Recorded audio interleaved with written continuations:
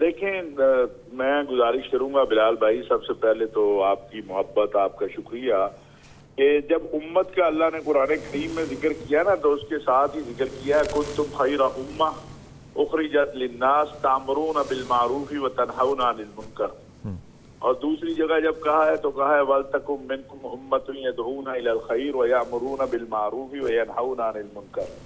تو امت کا جو ہمارا خیر امت ہونا، اور امت کا جو لفظ استعمال کیا وہ کیا گیا قرآن میں امر بالمعروف نہی عن المنکر کے ساتھ۔ جب امت یہ کام چھوڑ دے گی تو جس بنیاد پر ہم امت کہلانے کے مستحق تھے وہ کام چھوڑ دیا، تو ہم امت کہلانے کے متفق ہونے کے یا متحد ہونے کا تو کام ہی رہ گیا نا۔ تھوڑا سا اس بات کو کھول کے بتائیے گا حافظ صاحب، یہ بات جو آپ فرما رہے ہیں بڑی اہم بات ہے، کیونکہ اس لیے میں کہہ رہا ہوں اس کو ذرا تھوڑا سا کھولیے گا۔ ہماری جو خیر امت کیوں ہیں، ہم بہتر امت کیوں ہیں، اور کیوں اللہ نے کہا وَلْتَكُمْ مِنْكُمْ أُمَّةٌ، تم میں ایک امت جو ہے وہ ہونی، کیا کام تھا اس امت کا کام تھا امر بالمعروف نہی عن المنکر۔ امر بالمعروف نہی عن المنکر ہم نے یہ بنا لیا ہے کہ بھائی شہر میں جا رہا ہے تو ڈنڈے مار دو اس کو، کوئی داڑھی نہیں ہے تو اس کو پکڑ کے کھڑا کر کے تھپڑ مار دو، یہ نہیں ہے۔ امت کا کام یہ تھا کہ اچھے کو اچھا کہنا، برے کو برا کہنا، حق کے ساتھ کھڑے ہونا، حق کے ساتھ کھڑے ہونا، حق کو حق اور باطل کو باطل کہنا۔ جب آپ نے یہ کام چھوڑ دیا اور آپ اپنی مصلحتوں میں مبتلا ہو گئے تو امت سے تو آپ خود بخود نکل گئے۔ آپ امت میں کہاں کھڑے رہ گئے کہ جب آپ نے جو ہے باطل کو اس بنیاد کے اوپر تائید کر دی اپنی مصلحتوں کے لیے، تو آپ نے تو خود اپنا اخراج کر لیا نا۔ آج جو حالات ہیں ہمارے وہ اسی لیے ہیں کہ ہم نے حق اور سچ کہنا بند کر دیا۔ آج جو آپ دیکھیں چھوٹی سی بات ہے، آپ اسرائیل کی بات کرتے ہیں تو 57 اسلامی ملک ہیں، 36 نے اسرائیل سے تعلقات قائم کیے ہوئے ہیں۔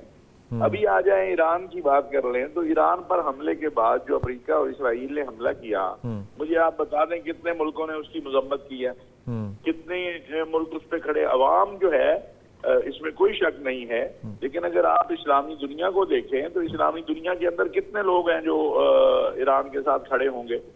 یا اگر ایران کی طرف سے اربوں پر میزائل داغے گئے اور ایسے ممالک پر بھی جہاں سے ایران پر حملہ نہیں ہوا، تو کتنے ملک تھے جنہوں نے اسے سمجھایا کہ یار بھائی یہی تو صہیونیت چاہتی ہے کہ ہمیں آپس میں لڑائے۔ تو اس وقت آپ حافظ صاحب سمجھتے ہیں کہ امت بحیثیت اسلامی یا مسلمان امت ایگزسٹ نہیں کرتی؟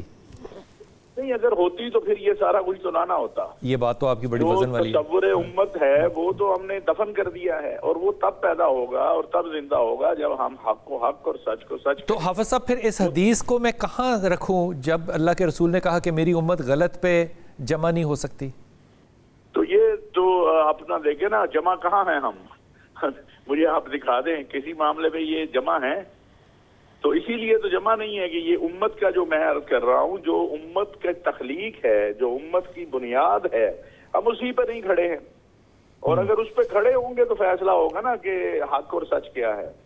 آج آپ دیکھ لیں۔ اور پھر دوسری بات ہے کہ اگر بطور مسلمان آپ دیکھیں مسلم امہ کے، تو عوام الناس کی اکثریت جس طرف کھڑی ہوگی اس حدیث کی روشنی کے اندر اس کو آپ لے سکتے ہیں، حکمران نہیں۔ کیونکہ حکمرانوں کا تو جو اس وقت ہمارے اللہ ماشاء اللہ حال ہے وہ ہم سب کے سامنے ہے۔